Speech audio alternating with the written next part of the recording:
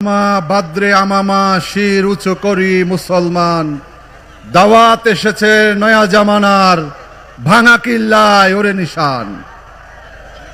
অধ্যকার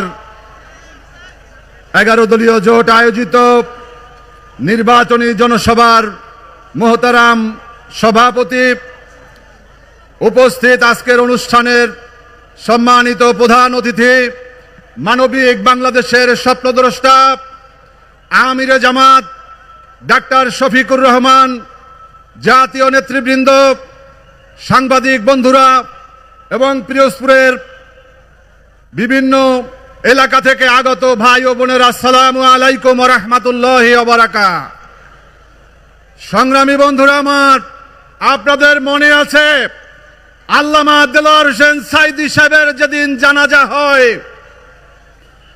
সারা বাংলাদেশ থেকে পঙ্গপালের মতো মানুষ এসেছিল জানাজা পড়ার জন্য।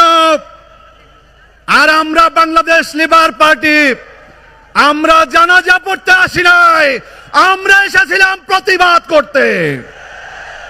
আপনাদের সেই প্রতিবাদের ভাষা মনে আছে? যে বলেছে রাজাকার তার মুখে জুতা মার, যে বলেছে রাজাকার, এই স্লোগান দেওয়ার জন্য এসেছিলাম। সংগ্রামী বন্ধুরা আমার, গত পরশুদিনে বিএনপির চেয়ারম্যান তারেক রহমান সাহেব বরিশালে বক্তব্য দিয়েছেন। তিনি বলেছেন যে বর্তমানে নতুন এক জালেমের আবির্ভাব হয়েছে, তাকে ধন্যবাদ জানাই।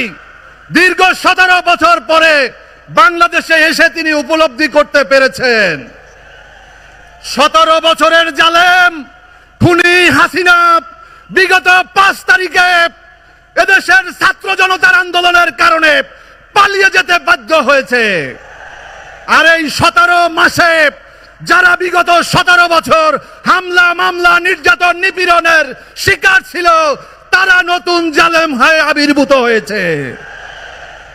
তারেক রহমান সাহেব, আপনি বিদেশে থাকা অবস্থায় সেই 5 তারিখের পরে 7,000 বিএনপি ছাত্রদল, যুবদল, স্বেচ্ছাসেবক দলের নেতা কর্মীদেরকে বাড়িঘর দখল, জমি দখল, চাঁদাবাজি, টেন্ডারবাজি, মানুষের উপরে হত্যা, বিভিন্ন ধরনের অত্যাচার নির্যাতন করার কারণে তাদেরকে বহিষ্কার করেছিলেন।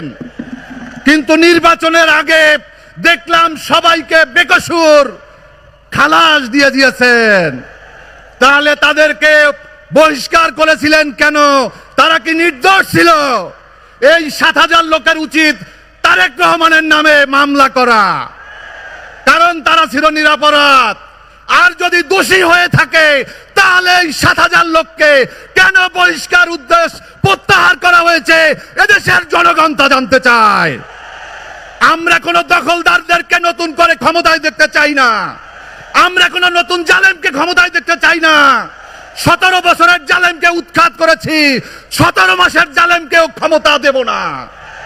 আপনাদের সবার প্রতি আহ্বান, আপনারা জানেন যে বিগত 2018 সালে পিরোজপুর 2 আসনে ধানের শীষ মার্কায় আমি নির্বাচন করেছিলাম।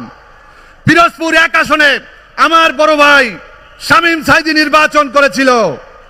তিনি এবছর পিরোজপুর 2 আসনে নির্বাচন করছেন। আমাদের আরেক ভাই পিরোজপুর সদর আসনে নির্বাচন করছেন। এবারের নির্বাচন কোন দলের নির্বাচন নয়, এবারের নির্বাচন ফ্যাসিবাদের বিরুদ্ধে, এবারের নির্বাচন নব্য ফ্যাসিবাদের বিরুদ্ধে। আপনাদের সবার কাছে দাঁড়িপাল্লা মার্কায় ভোট চাই। আল্লাহ হাফেজ। বাংলাদেশ জিন্দাবাদ। আল্লাহ বাংলাদেশ লিবার পার্টি জিন্দাবাদ। 11 দলীয় জোট জিন্দাবাদ। ডাক্তার শফিকুর রহমান জিন্দাবাদ, জিন্দাবাদ।